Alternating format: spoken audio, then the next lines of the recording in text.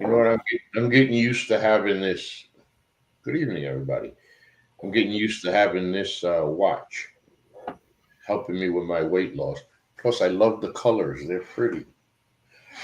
I have an actual watch. It's Thursday night, and this is United, not divided. It is the NGSC Sports political show where we meet on common ground, where we try to make some kind of common sense of the look. I already forgot to put it up.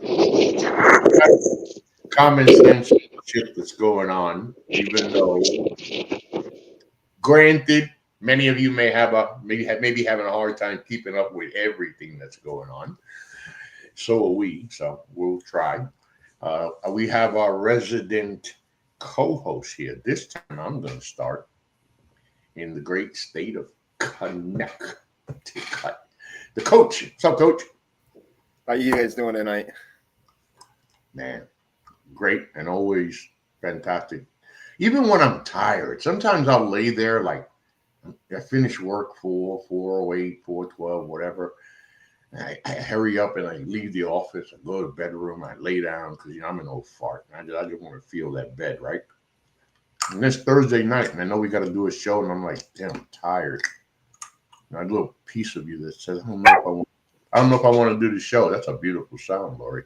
And then that other voice tells me, Lori, coach, I'm coming. Hi, Lori. Hey Ralph, how are you? Lori, I heard. I told Lori she'd been getting in good trouble. Lori's going to talk about that later. Quickly, remember the website, ngscsports.com. I want to congratulate my partner, Bradley Walker, of course, the newest partner, boss man at NGSC Sports. Got his credentials for the Clearwater Threshers, a single A affiliate of the Philadelphia Phillies. Coach, you and I, maybe not Lori so much, as big sports fans, as we grow up and we think of sports, sports is mainly made of the major sports. So what sport are you talking about? You're talking about Major League Baseball, the NFL, the NHL, the NBA. Okay, fine. You coach a team that would be considered what? A little, just minor league baseball in the league. So anyway, he went to his first minor league baseball game. This is a guy who covers the Tampa Bay Rays. Coach, he said he had more fun at this minor league baseball game than he ever had at a Tampa Bay Rays game or a USF game. Wow. He said it's like a high school football game over there. Yeah. So we're happy to have that. Of course, John is busy so he does give us the Threshers' huge comeback win in their home opener. They were down 7-0. People started to leave, and when people started to leave, the Threshers started to hit. And some people probably got home and said, "What? They fucking won? Yep, they won." Let's see. Threshers baseball. Looking ahead at Threshers baseball. Anyway, all that and more on NDSCSports.com. We got too much shit to talk about. Tariffs, tariffs, tariffs. On, off, pause. On, off, pause, off, on. Look, again, where we meet on common ground, common sense. I really don't give a damn which political party you support, okay? This is not good. This ain't good. Bad enough is being done by people who don't know what the fuck they're doing for the most part. I'm not going to bash them all, though I would like to. This is not good. The stock market is so dependent, the stability of the stock market is so dependent on,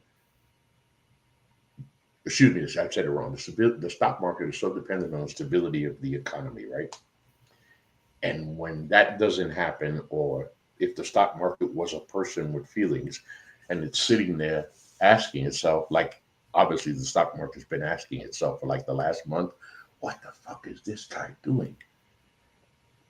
And so we get where we are. Trade wars with countries who have been our friends for decades. For decades. Again, Joe Biden was doing this shit or Obama, we'd be talking the same shit. So we don't want to hear that. And by the way, I'm going to come, Coach, I'm going to bring it to you with this. All this news of tariffs is so crazy. We could do a whole show on tariffs alone, okay? But the main subject here, the main other player is China. I was reading an article the other day, don't remember where it was, but the title was real good. The title said, did the U.S. get into a trade war with the one country it might not be able to beat? Coach? You know, it seems so.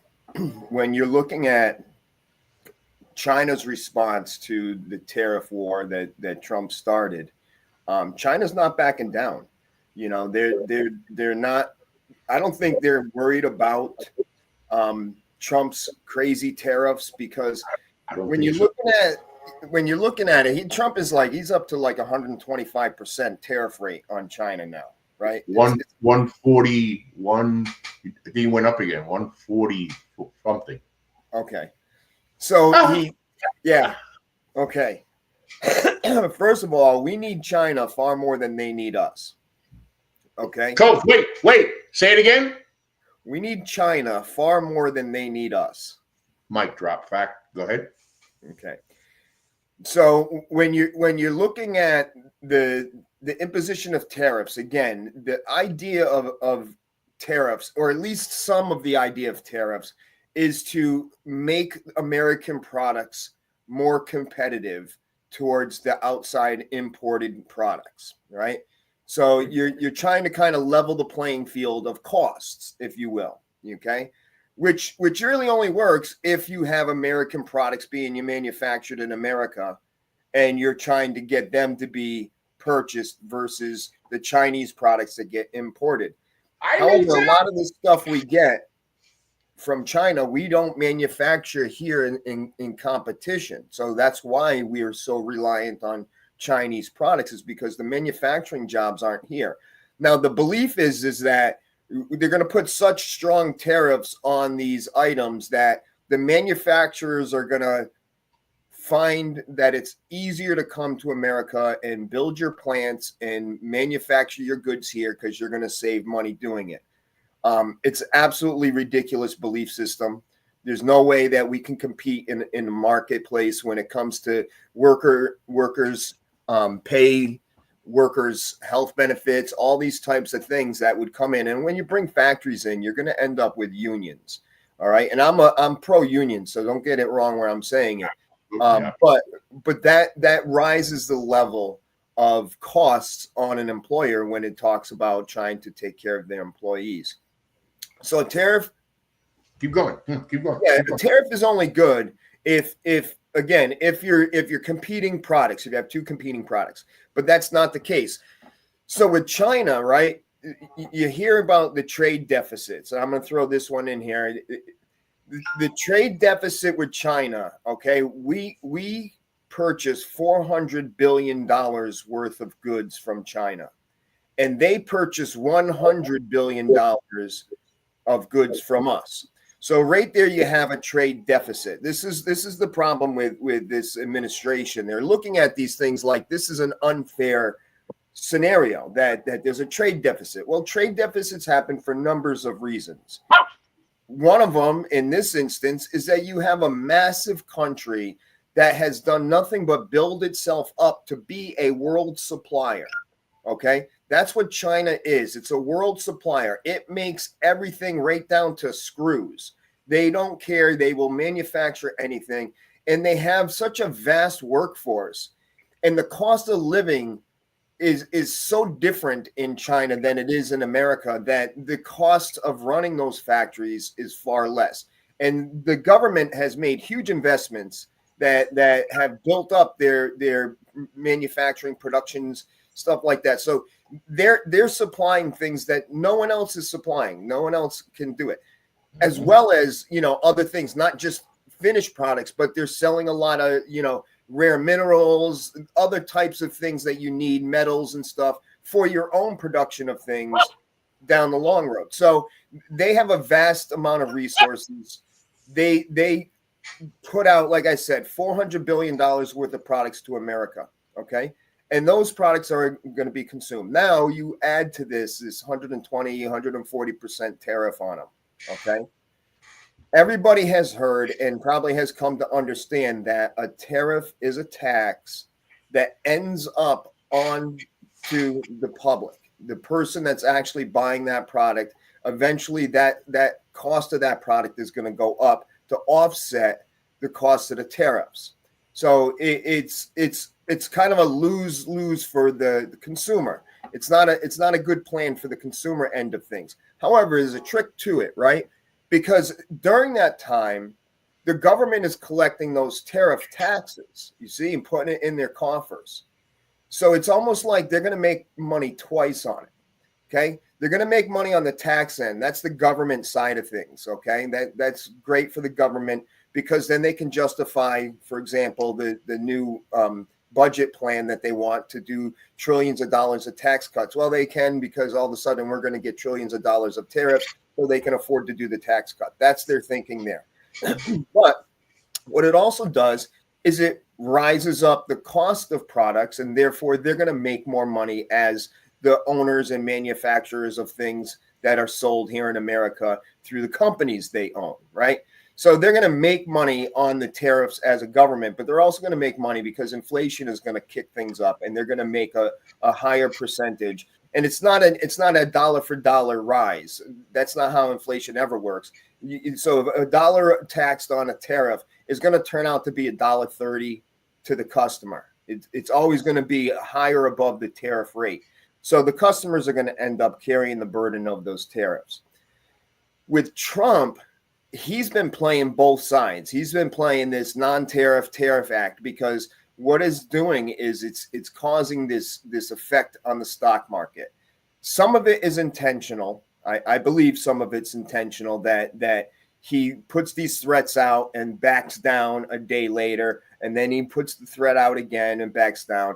And it's creating this volatility in the marketplace. You know, stocks are going down. Then all of a sudden there's a rally because he changed his mind or came out with a different statement and this is the problem with the stock market. The stock market is based on speculation. It's based on, it's kind of like a voodoo scenario where, hey, what do we think is going to happen? There's no real parameters and guidelines to know how to project something. They just kind of go on their instinct based on a few parameters. So the question comes down to it is, was he doing this all intentionally to benefit people? I don't know if he's that fucking smart. I don't know if he's that smart. I know that from what I've been watching, it seems like the people around him, like Peter Navarro, they're fucking idiots. Okay. And here's Peter Navarro, right? This guy's a fucking economist. This guy has a fucking degree in economy, right? Mm-hmm. And he's a complete a moron when it comes to talking about this stuff in the economy. So it's one thing, I guess, to understand the economy, and it's another thing to understand how it works. So you can have a definition of things and pass a test in a class so you get your degree, but in real application, you've lost a lot of knowledge. You don't know as much as you need to know, especially on a global sense. So there's people that are right now, they're taking their stock, they're selling it on the high rise of things, okay? They're watching it plummet and they're buying it back on a downside. So they just made a ton of money, right? Because they sold high, okay? They bought low again. That stock the next day goes back up and they sell it again and it goes back down. And so they're playing this game that they do. And this is not uncommon. This is very common. A lot of stocks actually sell in milliseconds, so you can buy and sell millions of dollars worth of stock in just a fraction of a second. But what it's been doing is it's been causing a lot of concern, obviously, in terms of what it means globally in angling towards recessionary factors, right? So when you're talking about recession by definition really is just simply high inflation rate with low employment rate. So your unemployment is going up while your inflation is going up, and the two are, accelerating. That's really what a recession is by those standards. So watching some of the other parameters, when you're watching the job market is kind of low. They're not hitting their predictions. So there's been some concern about the rate of job creation. The unemployment rate has been kind of steady. It's kicked up a little tiny bit, so some of those measures are still favorable to the fact that what he's doing with the stock market is not necessarily indicating that he's harming the economy as much as he's harming, people's investment portfolios. You got people that have their life savings invested in their 401ks or their retirement pension plans and stuff like that. And these are the things that become volatile, right? Because you wake up and you got $250,000 in your mutual funds, and the next morning you got half of that, and this is the kind of stuff that's really panicked a lot of people with the stock market. Like I tell my wife, the stock market is a long-term program. You cannot put your money in and worry about it in the next couple months, in the year time. It's something that has to generate over the long run. And a great example of that is Tesla stock, right? When Tesla first came out on as an IPO, their stock was only $28 a share, And for a stock, that's not a bad price, Not a bad start at all. No. Right.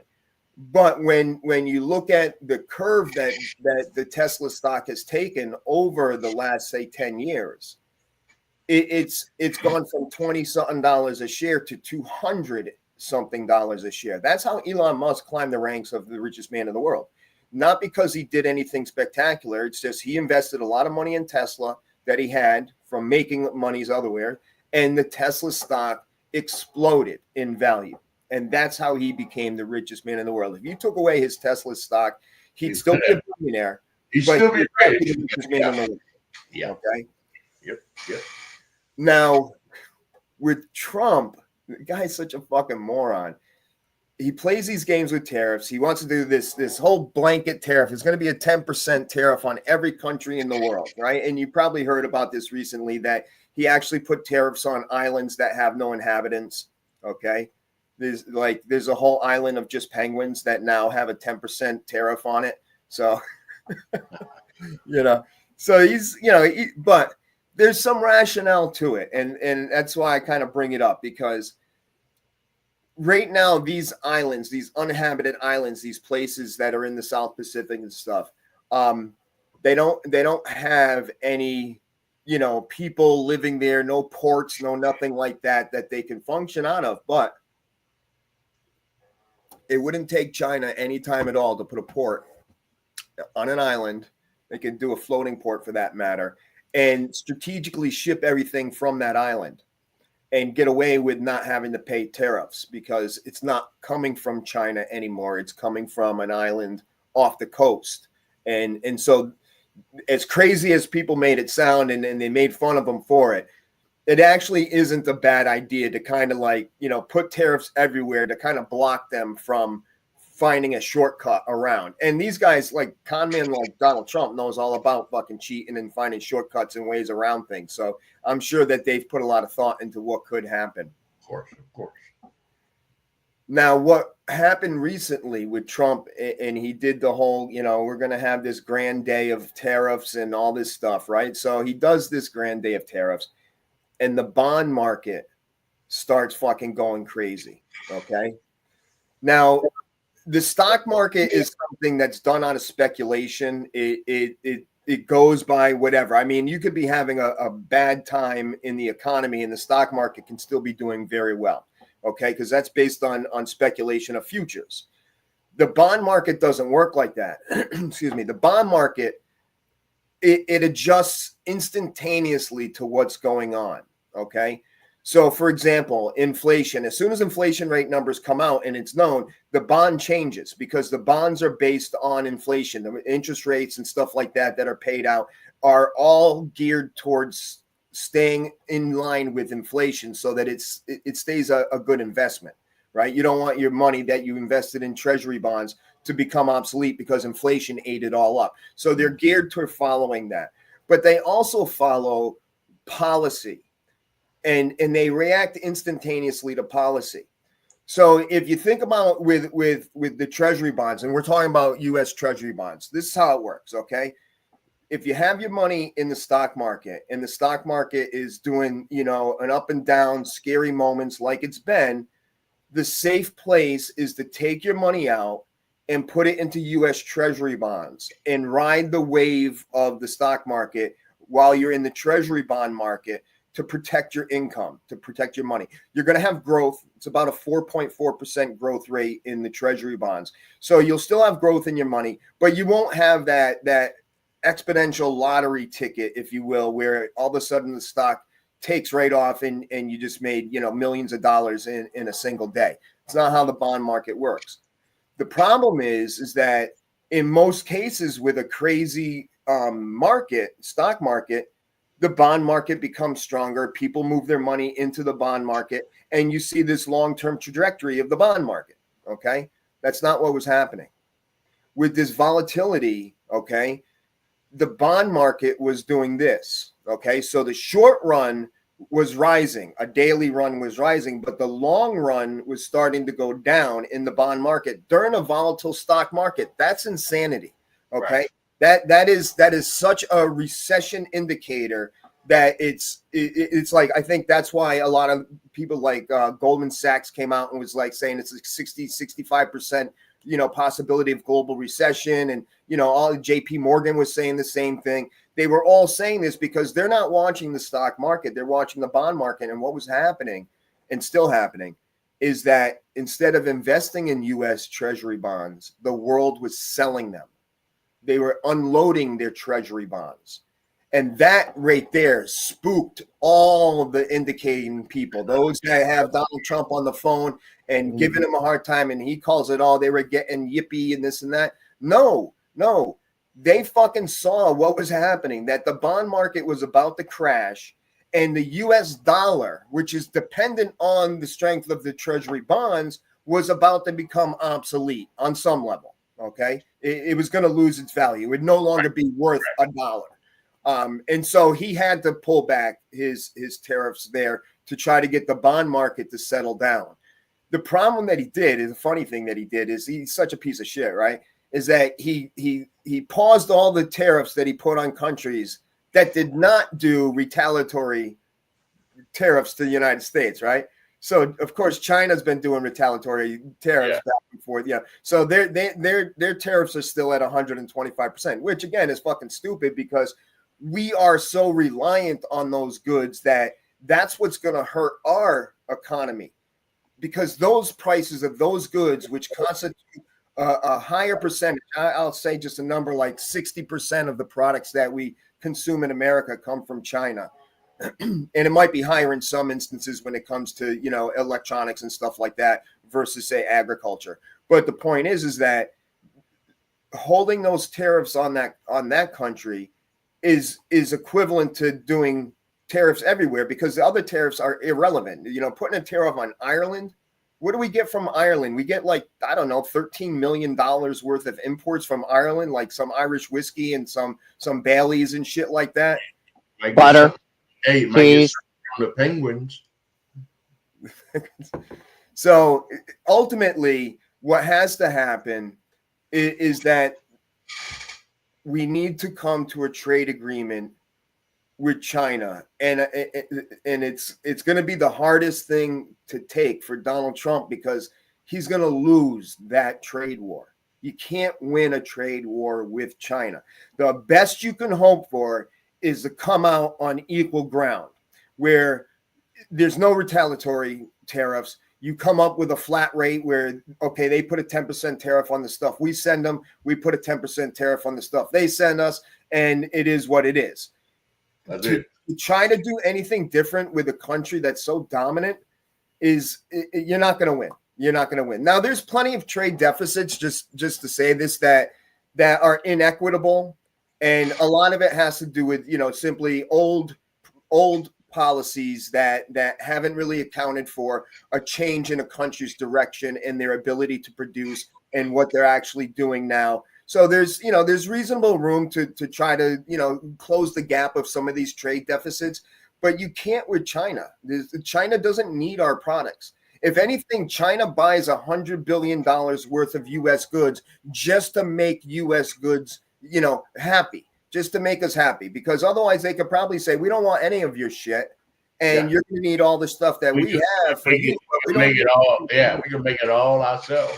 Right. Hey, by the way, yep. I had to confirm, Coach. So it said here, as the rest of the world received a 90-day respite, Trump escalated tariffs on China, saying the U.S. will now charge an extra 145%. It's insane. So Lori, wait a minute. Lori's here. Hey, Lori, tariffs. I'm going back to this. I like that. I can flip back and forth to these right here. Tariffs. Lori, remember that as the election was looming months before, the big chant from right-wing media, and I'm not going to say that it wasn't rightfully so, was the economy and the price of eggs and the price of food and the price of gas and all this stuff. And then Donald Trump won, and all of a sudden nobody gave a fuck about the price of eggs or gas. And then the tariff things came along, Lori. You ready, Lori? I'm gonna try to I just say trip you up, which is impossible because every time we try, she always trips us up. So the tariffs, remember now, all that stuff, incredible, Coach. Remember that the tariffs, he says, what we want to do is we want to bring back manufacturing to the United States of America. We want these countries to understand that they have to be fair and that we want Americans to buy Americans. And first of all, somebody explain to me how the hell you're supposed to make that happen overnight, because that shit doesn't happen overnight. So, and by the way, it's a great idea. I should have said that first. An awesome idea. Wouldn't it be great to wake up every single morning in America knowing that you just bought American, you just any product right here in America, and you didn't have to worry about having that shit waiting 18 days for the clear custom. But Lori, here's where I go to you. I'm going to go with something the coach said. All across the country, tariffs, and all these cuts he's making, his people are getting fired. His people the people who voted for him have lost benefits. Farmers are screaming to the top of their fucking lungs, asking this guy, can you please give us a break? They're suffering, and the farmers are getting hit hard. But you know what, Laurie? The president said today, I think things are going well. When I look at the tariffs in the market, it's all going well. I'd like to pick up from that point. Hey, the lady has the floor. Yeah, it's just going great. It's really going great because, Trump had this idea. He's all about tariffs. I saw an interview of him. I think it was on Larry King. Now that's going back, 20 some odd years. And yes, I agree that it is a good idea if it were possible, but it's not. Like you said, you have to build these factories, you have to find the workers, you got to get it going right away. But guess what? We're still going to need products that are made, like take an automobile. We can do it here, yes. But we're still going to need parts that are coming out of where? Oh, China. And maybe some other locations, right?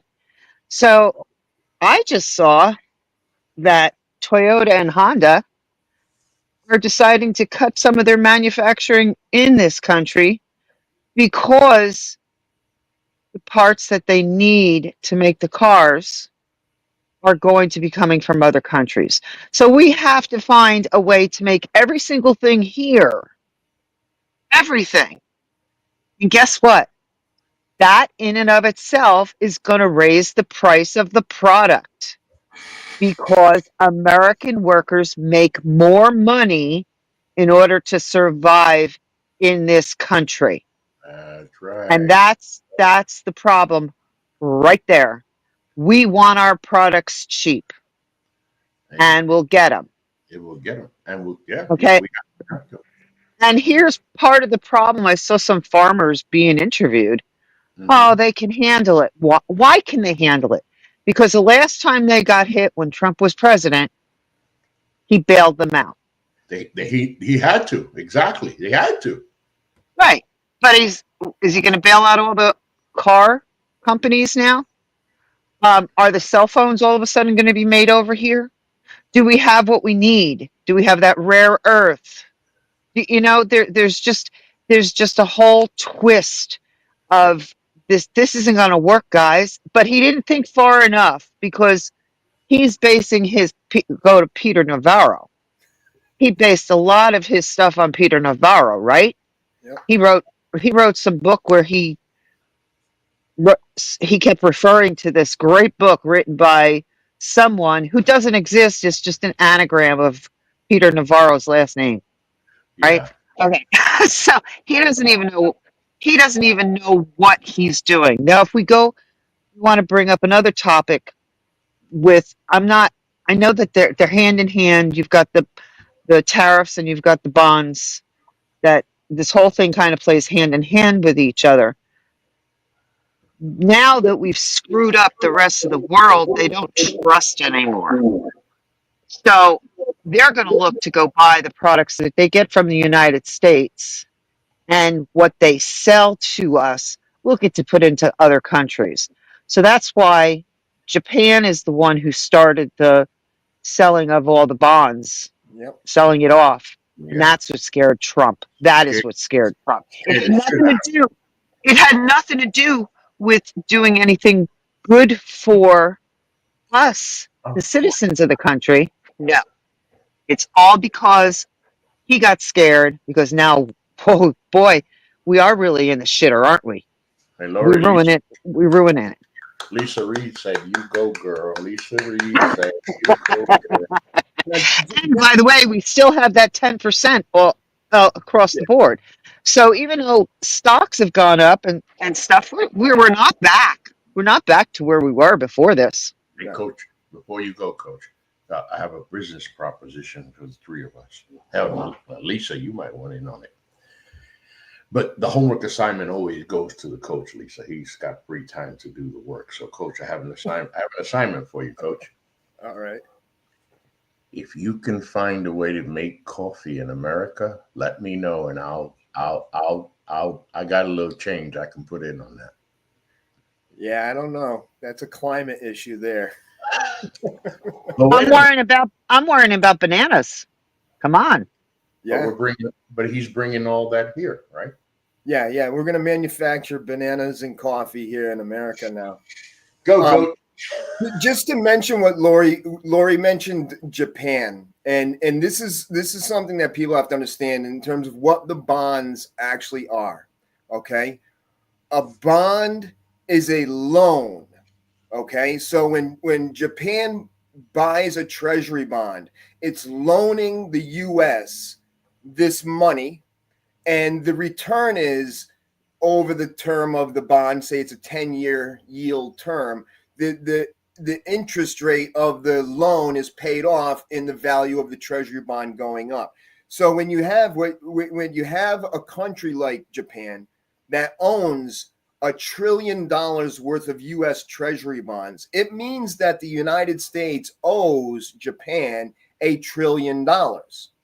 So if Japan starts selling off the debt, that debt becomes somebody else's debt. So and it goes down in value for the person that holds it. So it costs more money for the U.S. to have to try to pay up on these debts, especially if the yield is going up versus when it was first bought in. When they bought it in, maybe the yield was a 2.39 yield. And so that's fixed for 10 years. But now they're selling it and it's a 4.0 at the time of the market. Now they have to pay a 4.0 yield on that. The idea is that we function on taxes and on bonds. That's how the American economy, governmental economy, functions. That's where their money comes from. Their money either comes from taxes or it comes from selling U.S. Treasury bonds. That's how you finance the whole Defense Department, if you will, is basically off of the sale of bonds in the global market. So when you start messing with that, you're messing with the government's value, how much money the government has, and how much it owes to other countries. So if Japan's selling off, that's a very scary thing when you're talking about $1 trillion worth of U.S. Treasury bonds that they're going to dump into the marketplace. It's going to totally bring down the value of those treasury bonds. And that's what Trump had to wake up to and realize that if these countries start dumping the treasury bonds, they'll be worthless. And like you said, Coach, China's the main player here because, listen, tariffs are going to hurt smaller countries.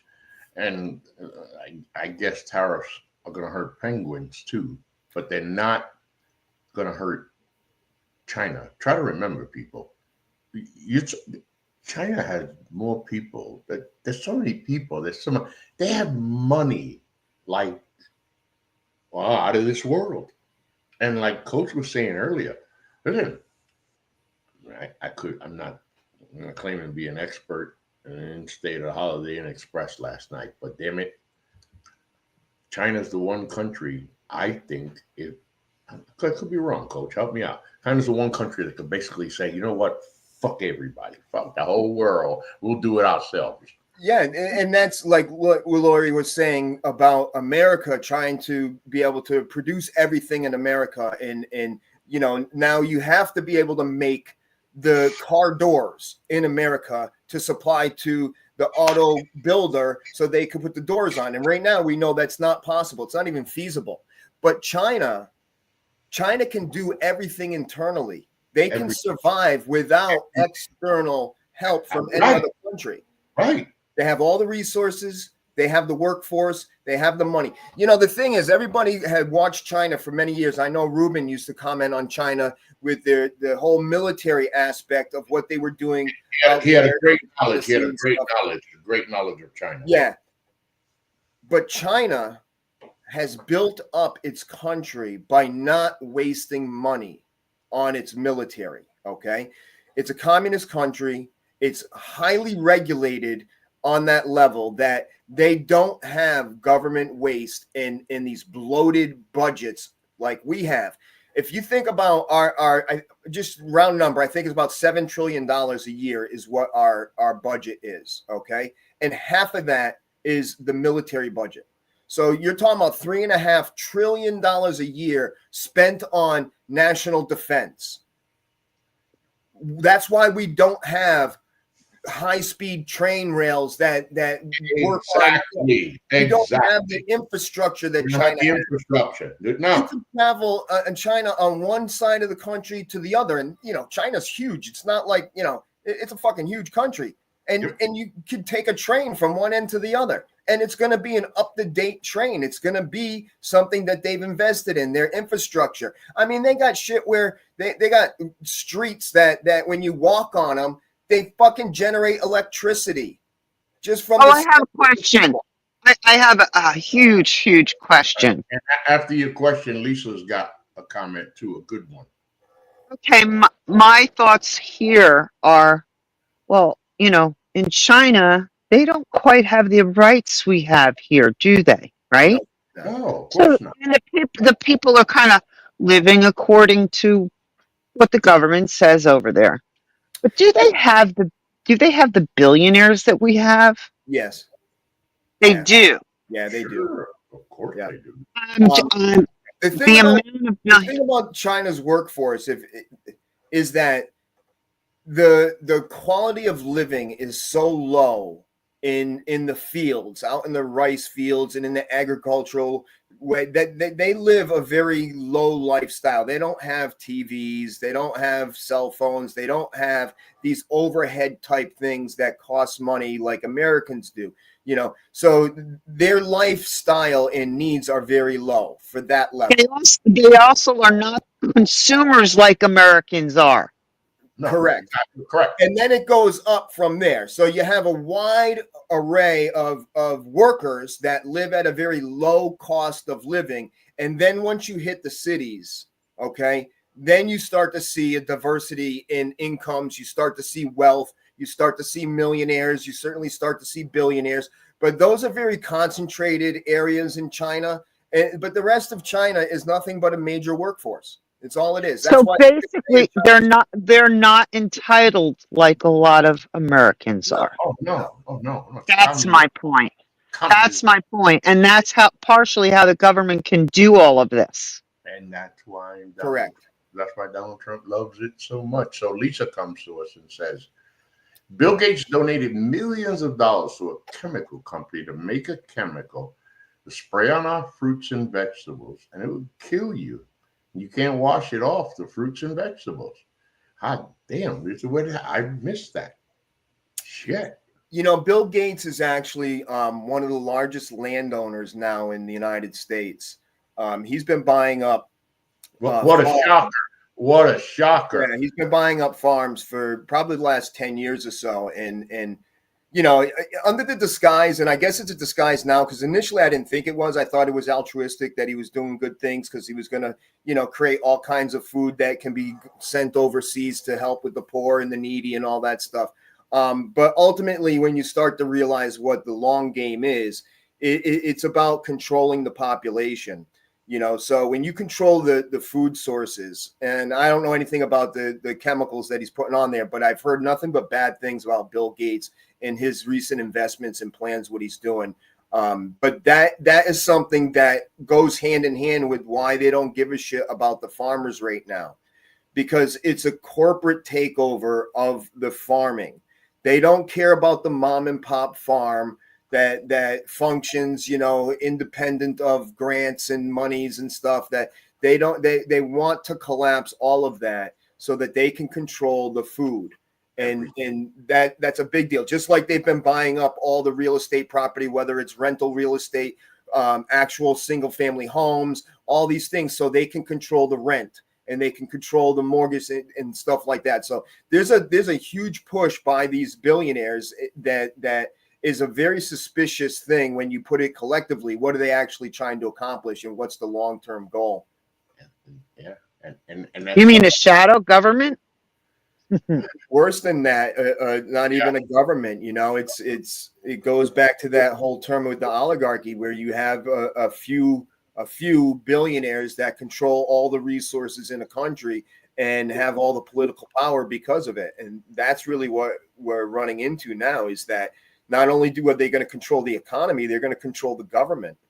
I went to Houston. I moved to Houston back in 2018 to be with my cousin that I grew up with. He has this little real estate company of his own. And I watched, because you just mentioned, Coach, how they're buying everything up, man. They all the empty land, the rentals, the homes for sale.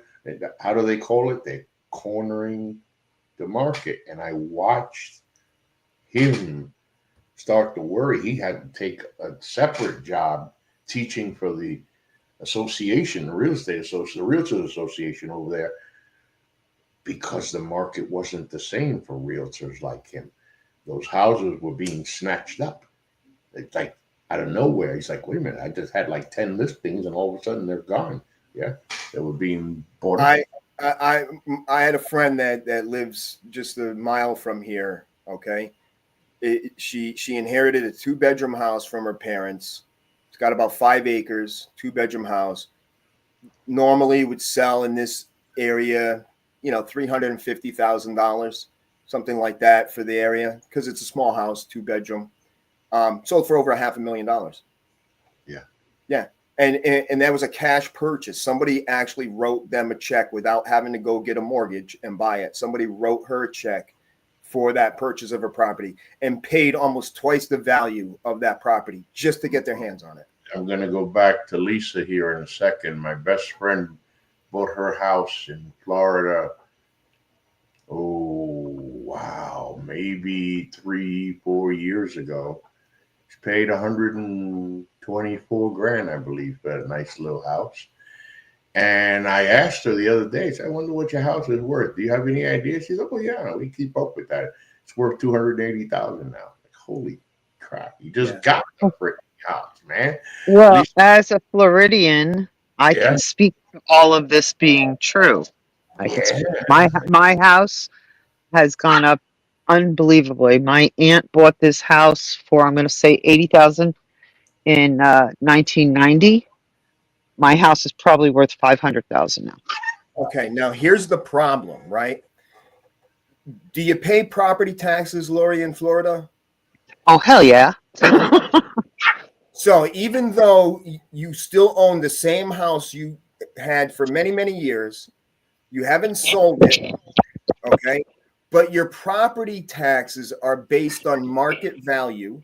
Exactly. So now your house, which is an inflated market value, it's so inflated right now, it's ridiculous. Your town taxes are gonna go up on your property. Your taxes are gonna go up. And that's the thing that pisses me off the most in this whole, evaluation of residential properties that just because of a market is fluctuating and it goes up for a year or two. The housing market we know has been ballooning probably for the last 3-4 years now. Okay. So my taxes have gone out of the world. I mean, God damn, I'm paying somewhere around $7,000 a year in property tax alone. It's Oh no, insane. no, You know, no. Yeah, well, that here's the interesting thing. Yes, I'm right there with you with my house in New Jersey. It's got to be Lori, around 10 Lori, 10,000. hold that thought. Hold that thought a second. Lisa.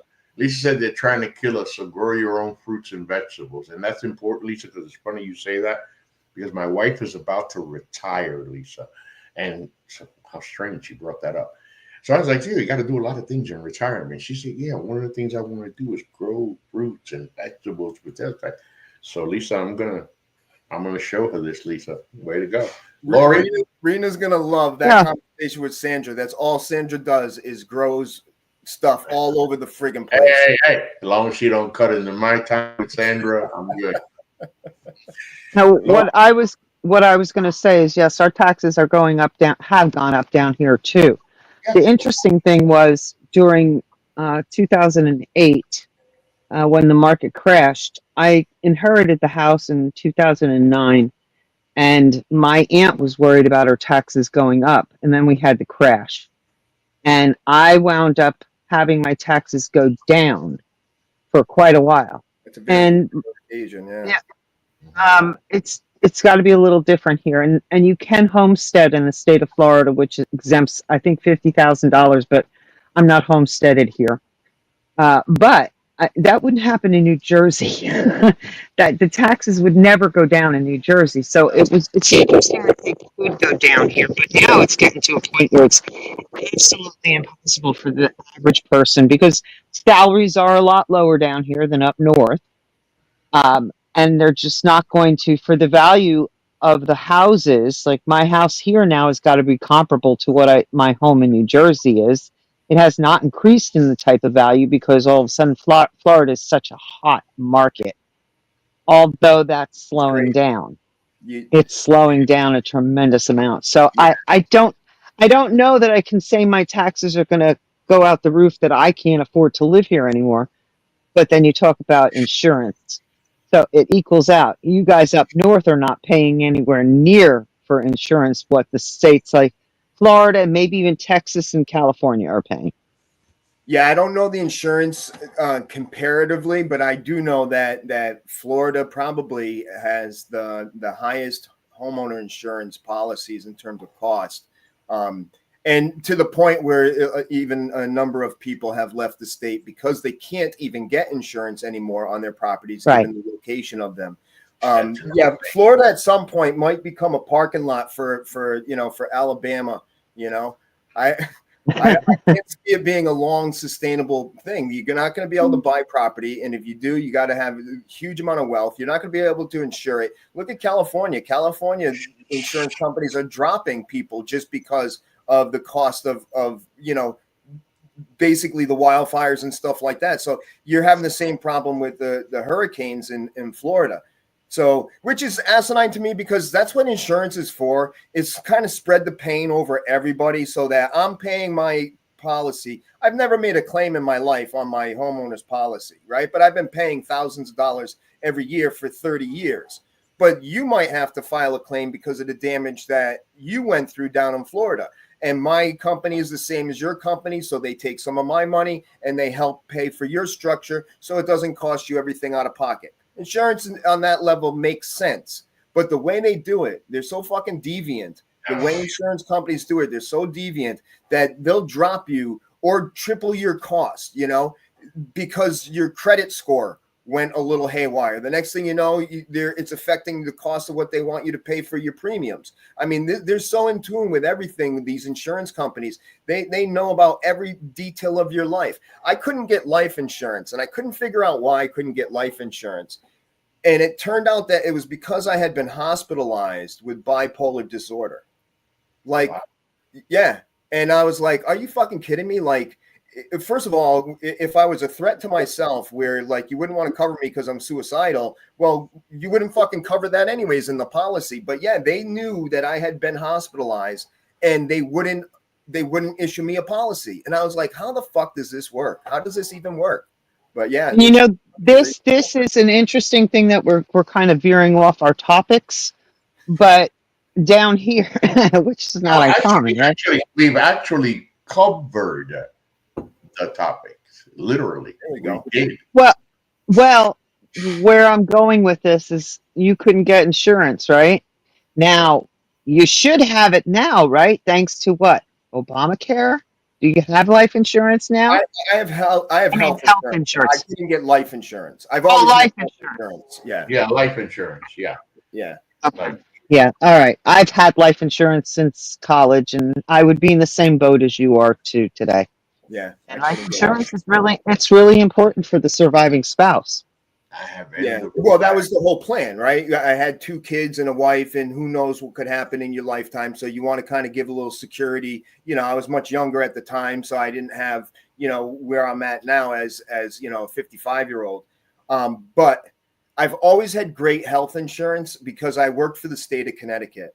And I advise anybody that is anywhere near me to get a job with the state. I mean, the benefits, the pay, the retirement pension, all of these things still exist, but it's always at a governmental level. This is the kind of stuff like what I have for my retirement and everything is what my father used to have when he worked in a company called Brandrex. They made cables for cross-continental wiring and stuff.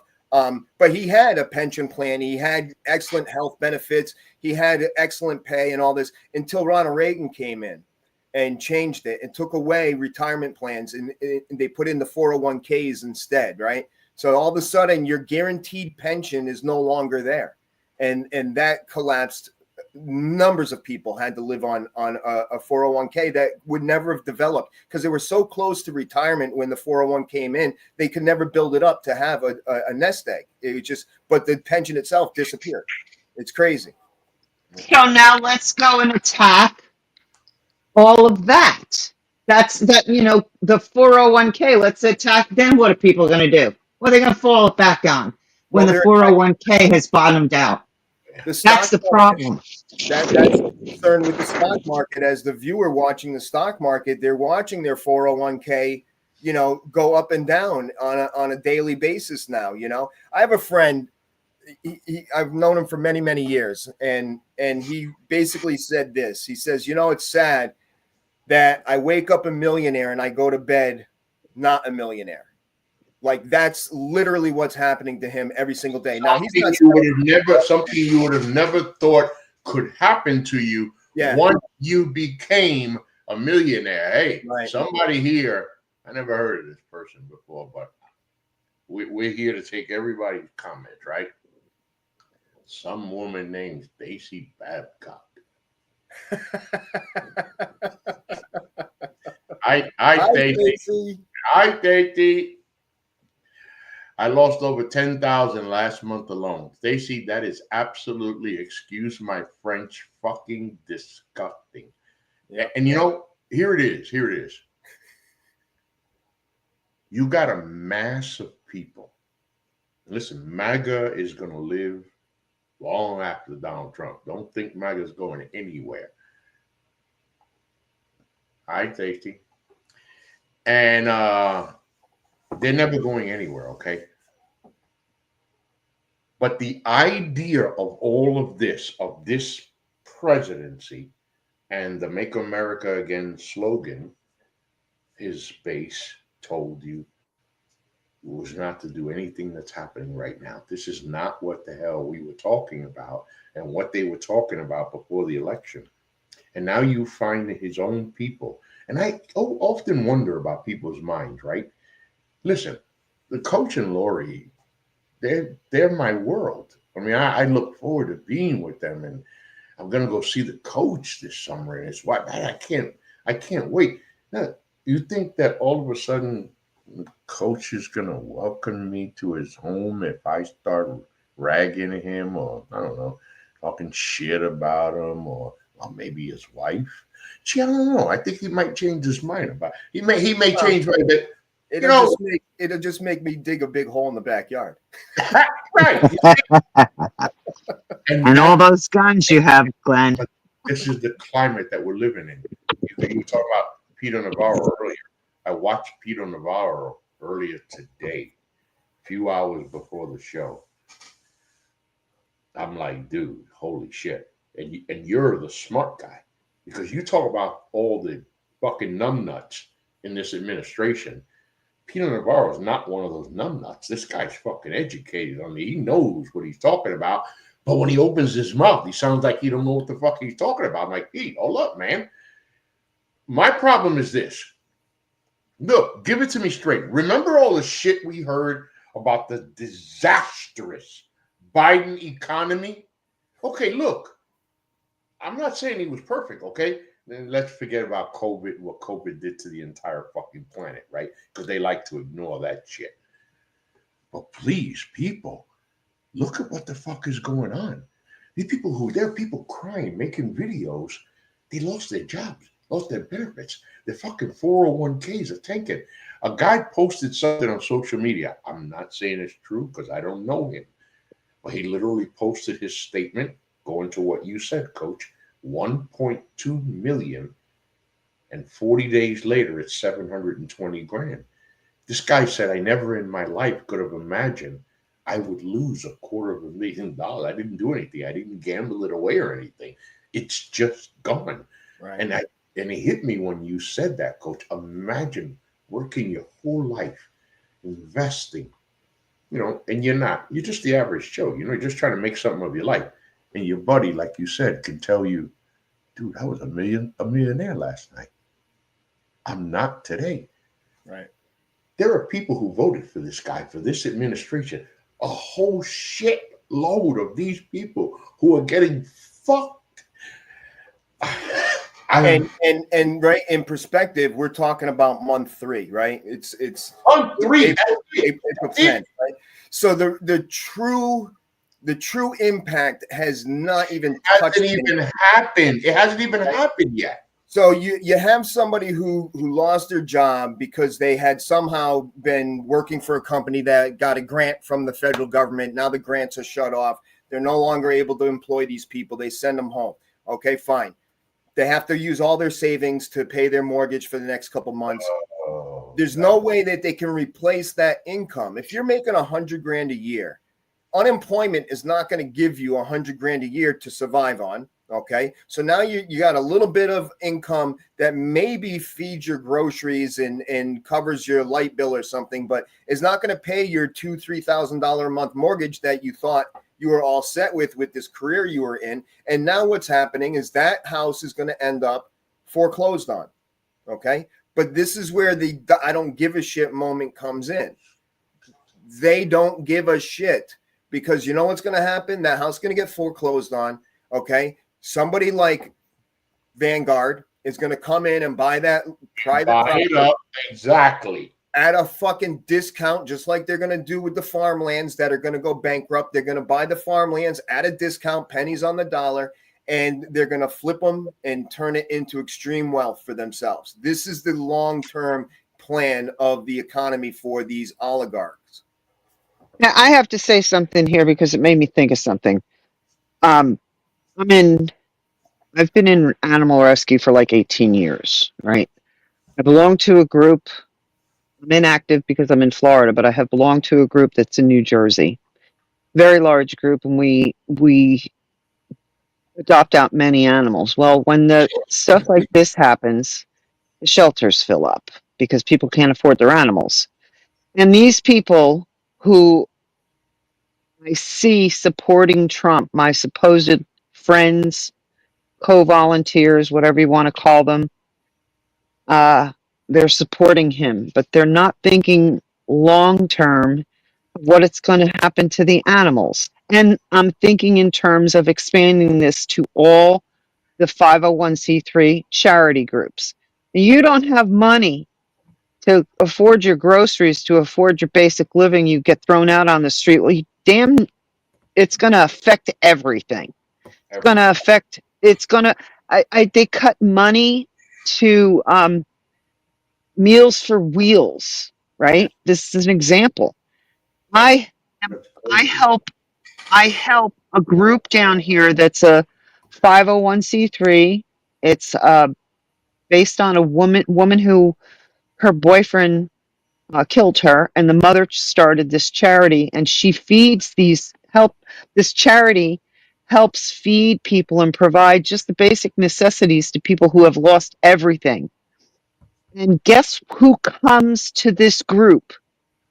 Meals for Wheels. When they run out of their supplies, they have come to this small little charity for aid. So now people can't even get their, the same kind of benefits from the Meals for Wheels.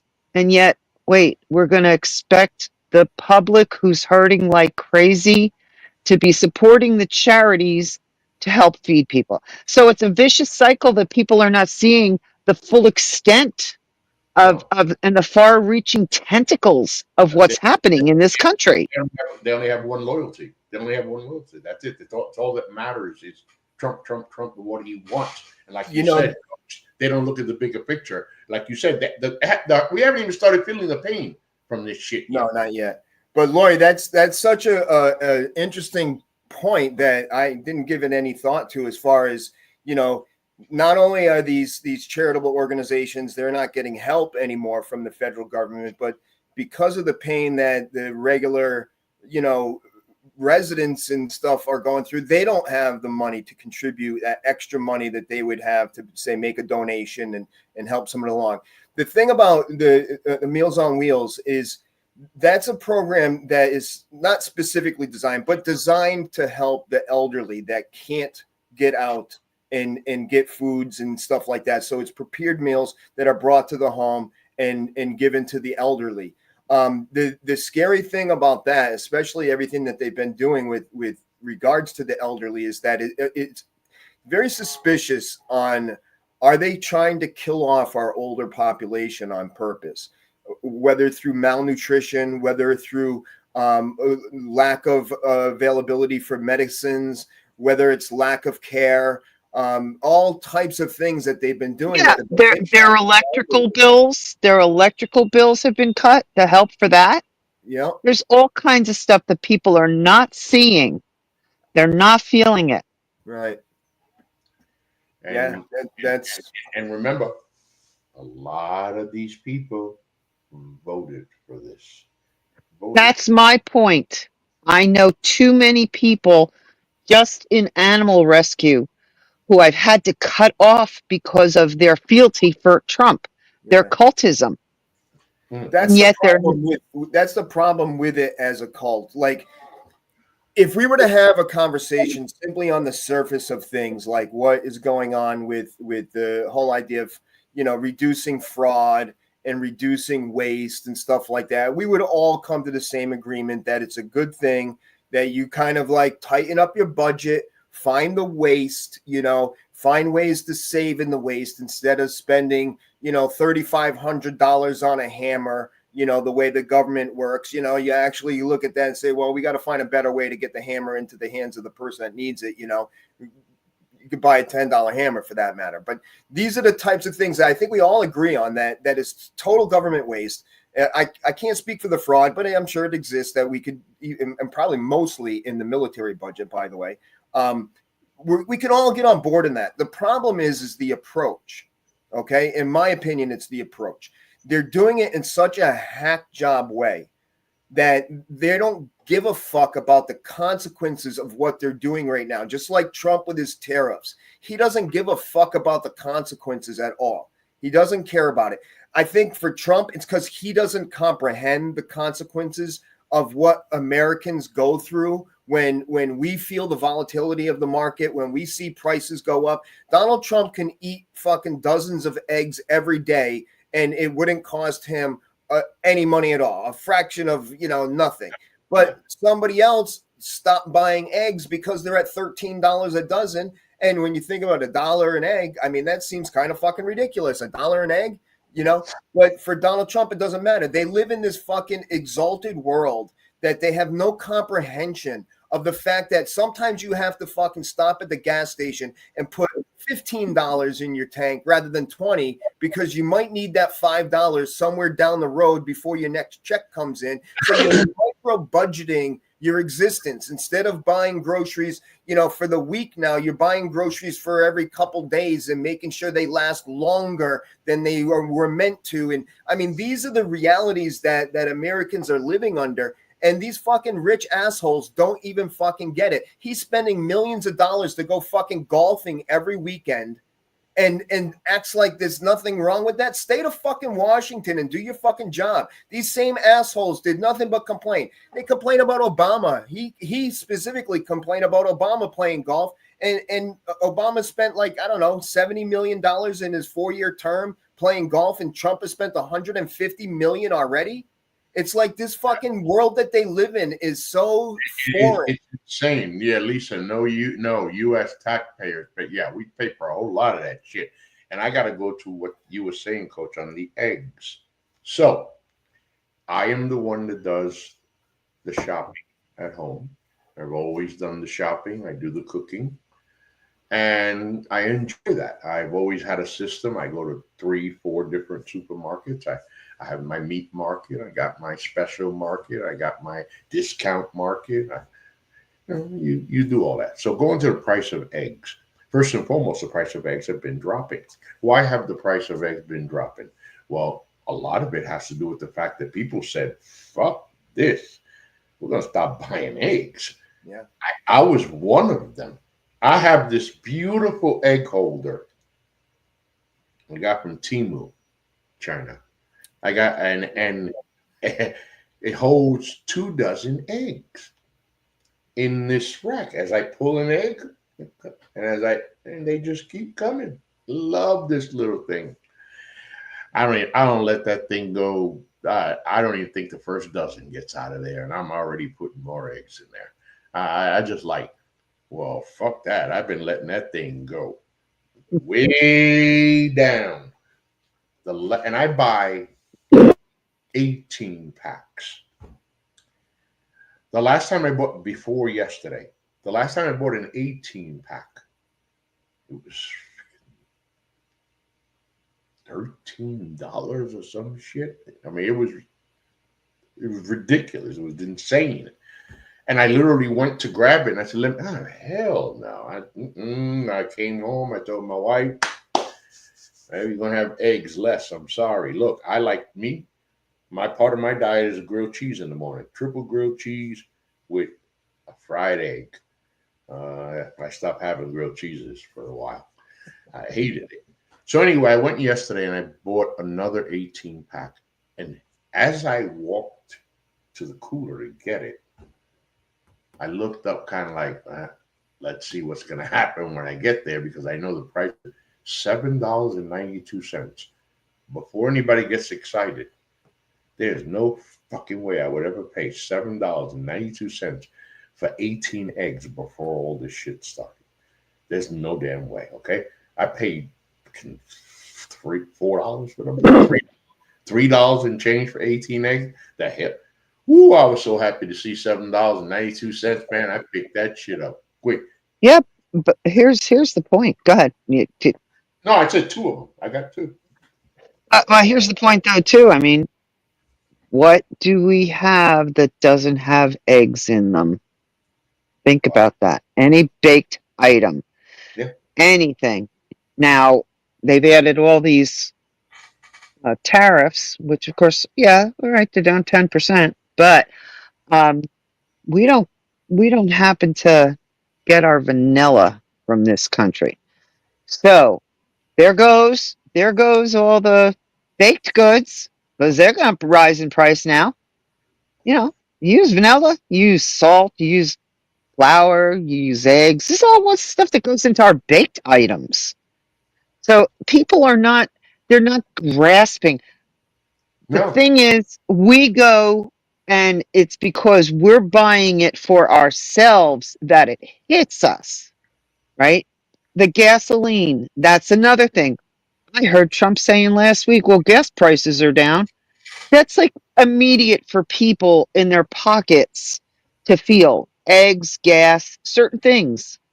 And then they worry, but they're not looking at the big game and the big picture of where gasoline's going to go up. Guess what? Prices are going to go up for us there too. So everybody goes back to those two items, but it always comes down to being on a personal level. It doesn't come down to, you know, let's think about the big picture and how it's affecting the entire country or world for that matter. yeah, no, that's Well, not happening. that's you're right, Lloyd. Like it affects the actual consumer that goes to the grocery store. That's always a barometer. Is what did it cost me for the groceries? How much has it cost me throughout the month? Has it gone up? Gasoline at the pump, but those are also employer issues as well. Like you have a restaurant that's like, I'm using a reference here in town. We have a restaurant. My favorite restaurant is a breakfast restaurant in town, right? Well, they serve breakfast. It's fucking omelets, right? So now you have what was once a $12 omelet, a $22 omelet. Yes. Like I haven't been there since. I can't bring myself to go there and pay what I would pay for a steak for a fucking omelet, right? So Yes. these little mom and pop type places that make pastries, that do these things, they're the ones that are now also hurting, because not only does it cost them more to do their production of things, but there's no People ain't coming. Nobody's coming. They're not going to pay those prices. Now, Trump mentioned gas prices. Let me tell you why. I pay attention to gas prices only because I go to Maine quite often, and so I have to fill up my car when I go to Maine. So I went there 2 weeks ago. The gas, to my surprise, was $2.87 a gallon. Now, that's the lowest I've seen it in the last few years, right?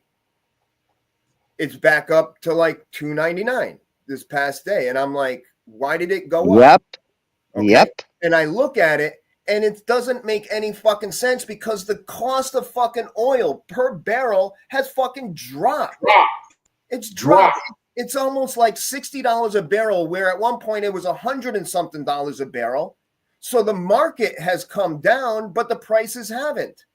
So where are we talking? You can't control anything. If it's no longer a supply and demand economy, but it's a stash and grab economy, you can't forecast prices anymore, because it doesn't matter if the product is cheap, because they can just fucking tack on any price they want, because they're putting you over a barrel, literally, and just fucking making you pay, even though the market doesn't demand that much pay.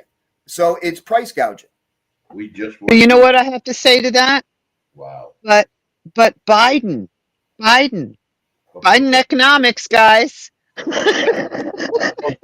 I went through the same thing, Coach. So, of course, as you guys know, and for the rest of you, I drive a premium luxury Cadillac, and it can take regular. I don't give a shit.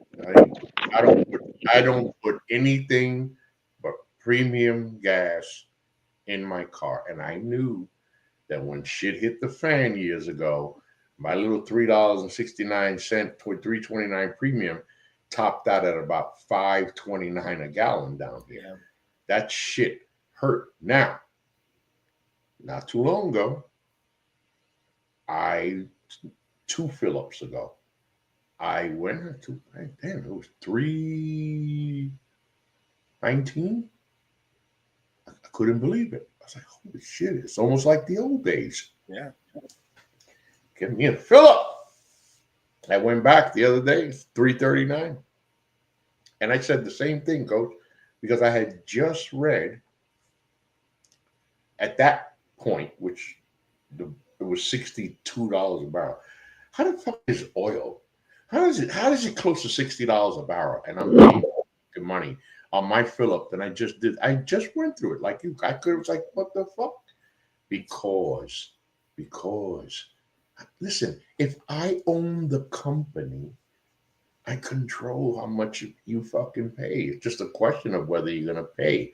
Now, am I gonna set crazy prices? Well, that's up to me, right?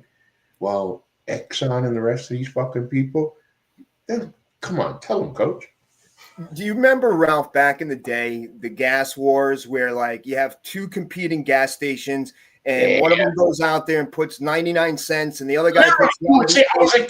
They would go up and change it. change it, right? The 98, 97, 96 until they're fucking basically, selling it for cost, right? They're doing the same thing, but they're doing it in the other direction. And I'll tell you this, all right? That's why they now have a lot of those digital signs instead of the old paper signs where they can change it, because they will instantaneously change the price throughout the day based on what you're told. Oh yeah. Okay. And the guy across the street, he's getting, his gas from Exxon. This guy's getting his gas from Mobil. They're all in it together. So as soon as the market changes, even a fluctuation, the cost of gas changes. So you can see three different prices throughout the day on gasoline. Yep. I've seen it. Because the market bumped up. But what you don't see is a bump down. So if it starts out at $3 a gallon in the morning, you're never going to see it end at $2.80. They're going to hold that $3 mark. Now, the next day, overnight, the market might demand that it comes down a little bit and they'll bring it down. But they will bump up the price as soon as the price goes up in the marketplace. They will bump it up at the pump. Here's the problem. You're now paying market prices in live time for gasoline they fucking paid for months ago that are sitting in their tanks. That's right. Fucking $1 a gallon rather than $1.50 a gallon. It's insane right. how fucking greedy this fucking country is when it comes to pricing. I noticed my gas has gone up here too, by the way, and I notice it seems to be a weekend deal. Like you got to keep an eye on when it might change, and it always seems to fluctuate at the 20 cents mark.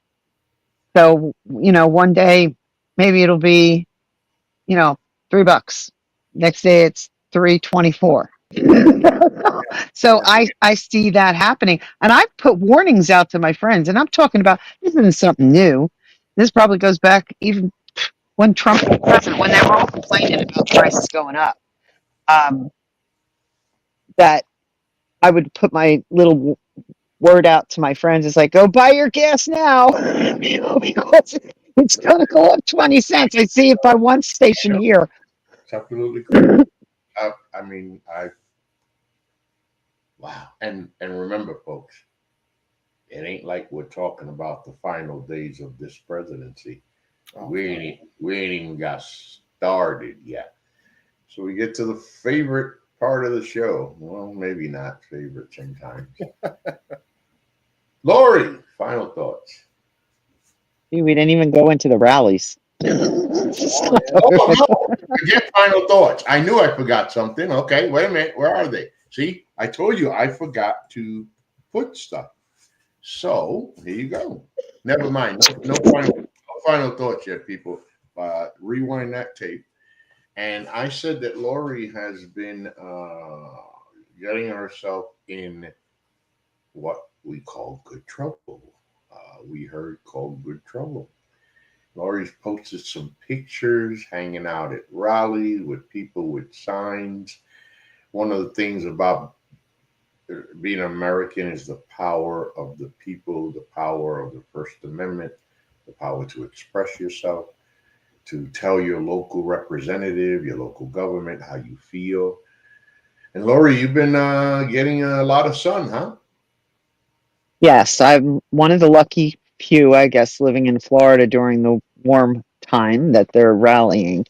There are protests and rallies going on, not just, once or twice There's protests and rallies going all the time. I was out specifically this past weekend, the 19th, because it was a national call to protest, to rally, called Hands Off, Hands Off. And I started out right by the Tesla dealership in Sarasota, and there were thousands of people there. Then we came local to my county, and we figured there was about, according to the newspaper, about 840 people in this second rally that I was part of. And the thing was, what's very interesting is people have signs, people had flags, but it wasn't for one thing. The sign that I carried said, "Hands off education." My girlfriend had a sign that said, "Hands off Medicare." Then you've got people who've got signs for hands off, you know, the rights for LGBTQ and everything that's been going on. You would not believe there are just so many people who are affected in so many ways. Nationally, what I had heard was it had reached 5.2 million people. And Wow. there were hundreds upon rallies, maybe thousands of rallies. The beauty of it, it was not just in Washington, D.C., it was in the smaller towns. There was a rally that wasn't even hands off, but it was full of a family of a mother, her two children, and one of the children has special needs, and they were picked up off the street. They came from a town that had 1,300 people. 1,000 of the people from the town showed up for this family because they were pulled out and put in detention. They are now, from the last I had heard, they were on their way home. So there's rallying all over the place, and it's going to continue. Which, by the way, if that was I believe 2.5% of the population, maybe a little bit less, they want to get to 3.5% of the population come the 19th of April. The reason they do is because supposedly at that point, that's when regime changes are known to change. So they are looking to get more people out. And another very interesting thing about this is I belong to a lot of groups on Facebook, from Indivisible to 50-51, which means 50 states, one rally, and we're all in it together. I belong to local groups here. The interesting thing is the Black population, and probably anybody who's in danger of being immigrants, they shouldn't be showing up at these. And I did see a very heavy discussion that the Black population is like, "Hey, this is your fight." And I think everybody should stay home. Let it be the white man's fight on this one, because Trump will turn it into a racist thing. And martial law is something that we have to really worry about. It's this insanity that there are so many people, so many causes, so many reasons to protest the president. There has never, to my knowledge, maybe Civil War times, where so many people got involved. People are waking up, but there's also the flip side of, we're there, somebody drives by, flips us the bird, or yells something nasty out their window.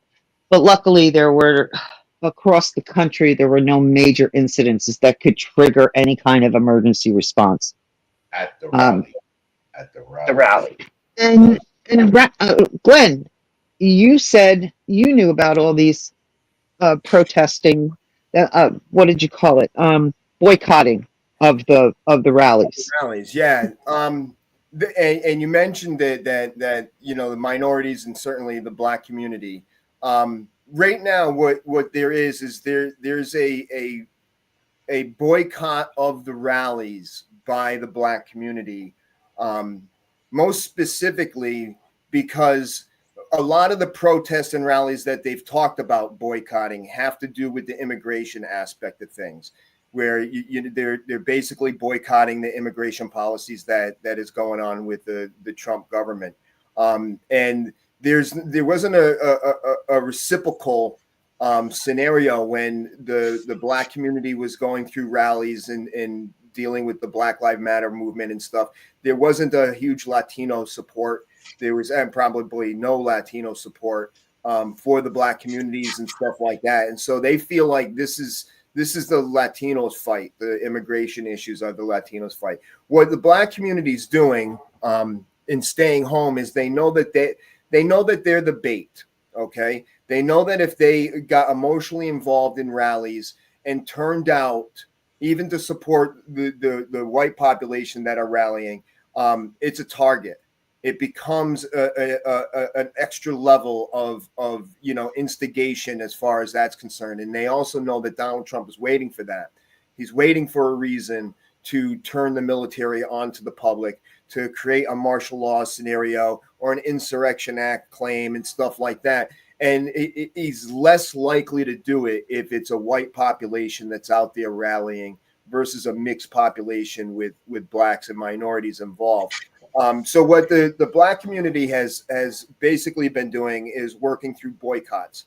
They're spending boycotts. They're avoiding certain days of the month, certain days of the week. They won't shop at Walmart, or they won't shop at Target, or they won't shop at these other types of major chain stores, Amazon. And so they're boycotting on these intervals, these different intervals. So like you can't go to Walmart from now until the 14th, right, of April. That's their boycott. It doesn't mean they're going to not shop at Walmart. They'll go back because a lot of people are reliant on the things that they get from their particular stores. But they refrain during a 2-week period of spending any money there. Now, I think it's commendable. I support all level of boycott and rallies. I think everybody has the right, and if you're that inclined to exercise that right, then I support you. But I also know that you're not hurting Walmart by not shopping there for 2 weeks. Okay, you're never going to topple Walmart. I don't care what you think as far as spending goes and how long a boycott would go on. You're not going to topple Walmart. Walmart is worth $4 trillion. Okay, every single one of the owners of Walmart in the family there are multi-billionaires. These people can take a hit. This company can take a hit because, like I explained to my wife, what happens first when Walmart starts losing money, they start laying off employees. Okay, they don't start laying off the store manager, the guy that's making the most money. Okay, they're not laying off their board of director people who are making millions of dollars. They're going to start laying off the employee, the little guys. It's always a little guy, right? And so that's the first group to go. If you really were able to really make a dent in them, what are they going to do? They're going to shut down an entire store. They're going to close the store because it's no longer profitable. And that just hurts the community as a whole, because not only are jobs lost there, but so are those products and stuff that you get from Walmart that now you have to try to find somewhere else. Like Walmart around here is also a grocery store. I don't know how it is everywhere else, but there's a grocery store attached to it. In Maine, there's a liquor store in Walmart. So that's where I get my drinks. Wow. So but this is the problem with trying to take on big business, is that it's a noble thing, and there's no wrong in doing it. But just keep in mind, you're not going to topple a company like that. Now, that said, Target has been hit pretty hard by boycotts. Yeah. Okay. And the reason why it's worked so hard on Target is they were already in the shitter before the boycott started. So Target had already been downsizing, had already been closing stores, had already been doing all this struggling to stay out of bankruptcy. And then all of a sudden they piss off their consumer base, okay? Because the worst thing you want to do is piss off your consumer base, right? Because they're the ones that fucking make everything work for you. So when you piss off your consumer base over the DEI issues, and they can say, listen, there are competitors. I don't have to shop at Target. I can shop at Kohl's, or I can shop at some other type of department store, the Walmart, whatever. When you have options like that, you're going to take a hit, and you were already in the shitter when it happened. So Target may end up like the real only outcome of this like economic boycott where they actually end up bankrupt and have to close everything up. So I say keep boycotting Target. That's probably going to work. Yeah, that's probably gonna Well, work. I will tell you, it was one hell of a high to see so many people in my town. I knew Tesla was going to be busy, um, You're a but domestic terrorist now, you know. good. Put me in the gulag. I'm okay with that. I'll spend a weekend in the pokey if needed. But but to see the amount of people who came out in my town, I'm in such a red state, let alone a red county. That it was so invigorating to see all these people. Families came out. We had where I was standing, there was a family with small children, a little girl, and they're walking up and down the sidewalk, and they've got their a microphone, and she and her little older brother, or her older brother, were saying, "Tell me what democracy looks like," and the crowd was chanting back, "This is what democracy looks like. This is it. This is an action. You need to be out there." Sarasota had over 5,000 people in their main area, and that's where I really wanted to go. I didn't want to go to my little rinky-dink area, but I'm glad I did. So it was I came home feeling like, okay, maybe our voices are starting to get heard. The sad part is the majority of the news coverage has not focused on what people are doing. There was after the fact, I think it was yesterday, a little article came out in our local paper, and it was just a basic 800 people there, and there was people saying this, there were people saying that. That's about it. Nothing specific towards Trump or the administration per se, but that's what it was. Hands off of our stuff, leave it alone. Yeah. We're quite satisfied. you know Keep those veterans employed. They were there. We had so many signs between those two rallies that I attended. I think that it's important that people see it. Maybe it'll start changing a little bit of minds. And, even the seniors, there were a lot of seniors out. The seniors who couldn't stand out in the heat per se, they were driving by honking at us. We had one woman with a sign came around a couple times and said 8647. 86 86 means cut it. We're out. And 47, of course, is president. So yeah, I think that the more people who learn about it and start to wake up, maybe they'll get involved. Maybe this will help. I mean, our local politicians should be worried. There's boycotting going on at their offices. There's one coming up at New College on Saturday because Saturday, Russell Brand is going to be there, and he's a big Trumper. So there's stuff all over the place. Just get in, talk to your representatives, make your voice heard. There are easy ways to do it by phone call, just a text, a Facebook message, do something. They need to hear you. And then maybe what we need to see is the pushback from our representatives. And that we're starting to see. If we go back to the tariffs, we can see that the senators are looking to push for their tariff rights to be returned to them and lessened on what Trump is able to do. Unfortunately, the House passed the budget. Yeah. They had a problem yesterday that they didn't have the vote, but somehow those who dissented have since flipped, and the budget did pass in the House. Well, they did pass the budget with two Republicans voted against the budget plan. So it was a very close vote. But you just made a statement, Lori, about the Congress trying to take back the power of the tariffs. And that's such an important thing for people to try to understand right now about that. And I'll save it for my final thoughts. But hold on. Here you go, Coach. Final thought. So right now, there's a law, the emergency economic law, that gives the president a certain measure of powers in terms of putting sanctions on other countries economically, doing a few other types of things. But one of the things that's not given to him is tariff power. He doesn't have the power to impose tariffs. That's something that Congress actually has the power over.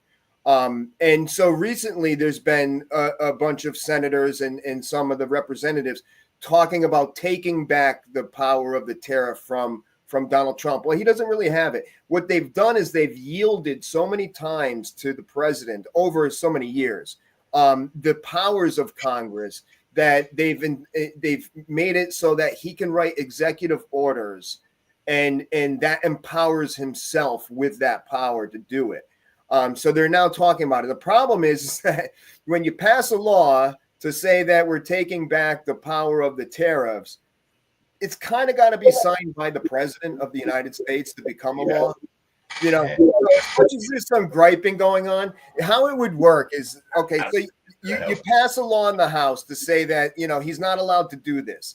And then it goes to the Senate, and you get past the filibuster at 60, and you actually get a law in place, or a bill in place that can be signed into law and sent to Donald Trump, and he vetoes it.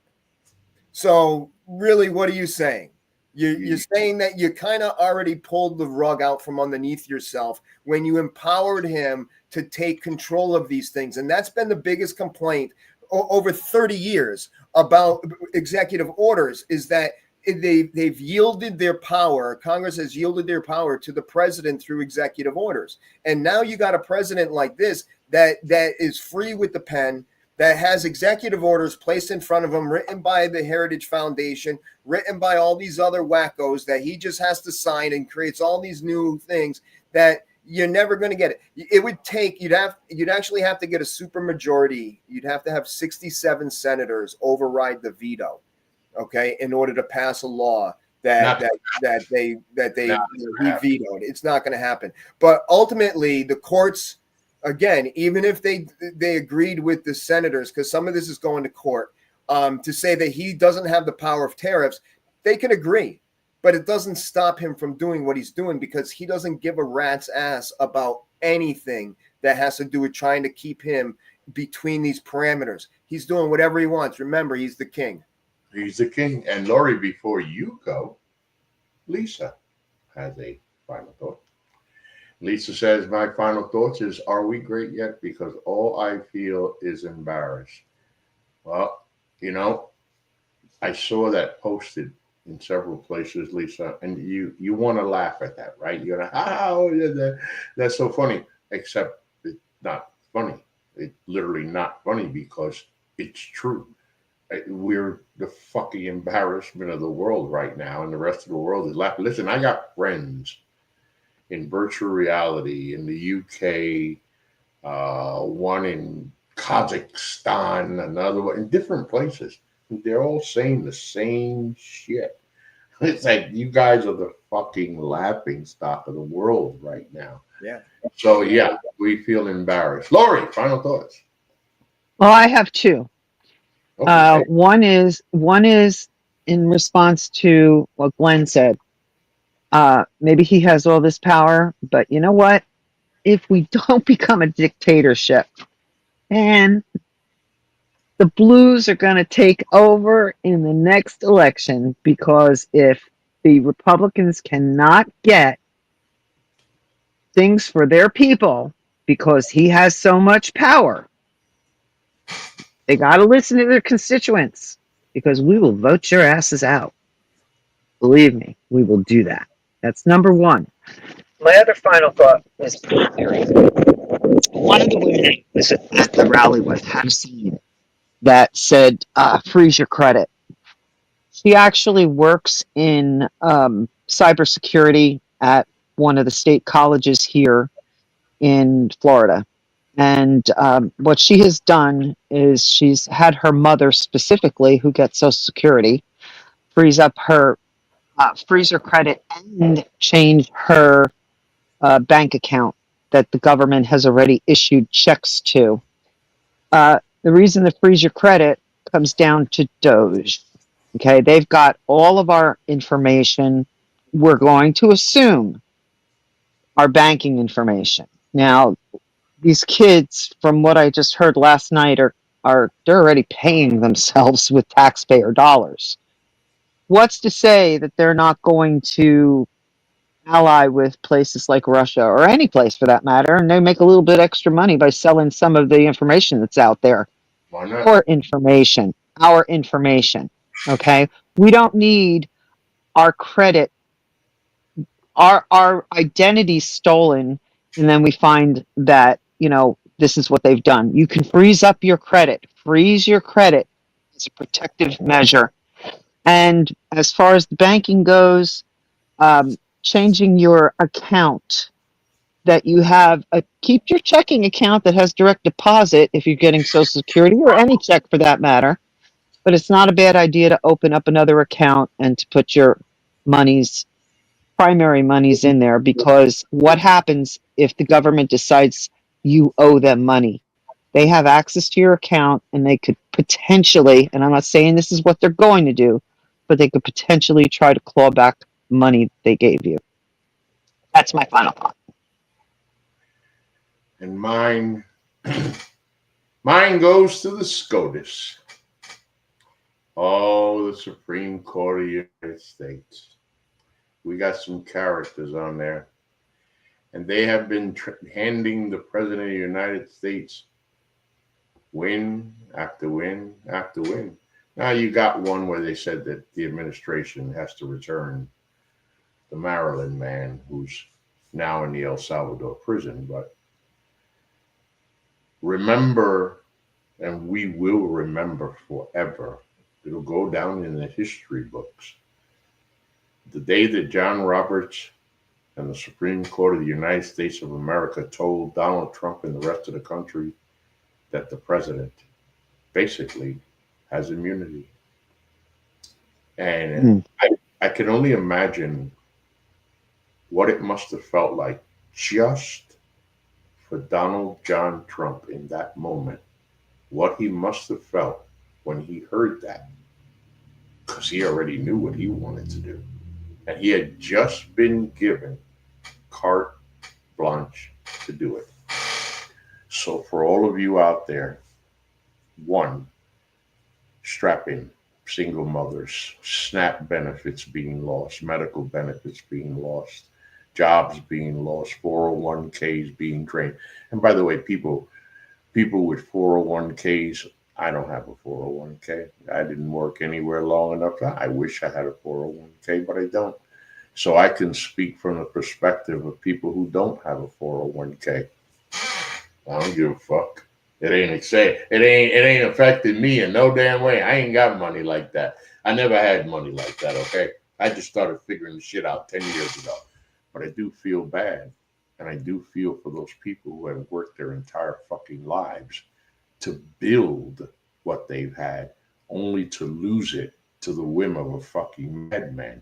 Because even billionaires, these motherfuckers who supported him and kissed his ass, they're losing fucking, holy shit, hundreds of millions of dollars hand over fist.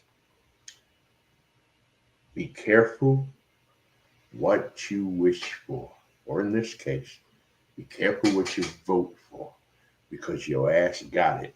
And I have not one fuck to give for either one of you who are now crying after you kissed this man's ass to the top. I don't want to hear any of that bullshit right now. This is United, Not Divided, where we meet on common ground, the NGSC Sports Political Show. Me, I'm Ralph. He's the coach. She's Lori. We try to do our best, it's a crazy fucking place. One thing for sure. Oh, and our special guest co-host, you could call Lisa Reed. Lisa, thank you always for joining us. We are so happy always to have you, girl. Thank you so much. Thank everybody for watching. We'll be back. Obviously, we'll be back. Fuck, Donald Trump printed. We have so much to talk about, and it's fucking April 18th, man. Holy Jesus Christ. Man, the agenda is going to be flowing for the next 3 3/4 years. Or beyond. Yeah. Or beyond. Thanks for joining us, folks. Remember the website, ngsdsports.com, where you catch all of your current content. I will be back. Oh, Lisa. Lisa. That's so Thanks, sweet. Lisa. Mwah, Lisa. We love you too. Thank you. I'll be back tomorrow with the boys talking NBA. The regular season is coming to a close. The playoffs are here. Who's in? Who wins? Find out. And Monday I'll be back to talk baseball. I don't know. Maybe not. Thanks for joining us, everybody. Stevie and Lisa. Watch the orange bag, man. Okay. Careful.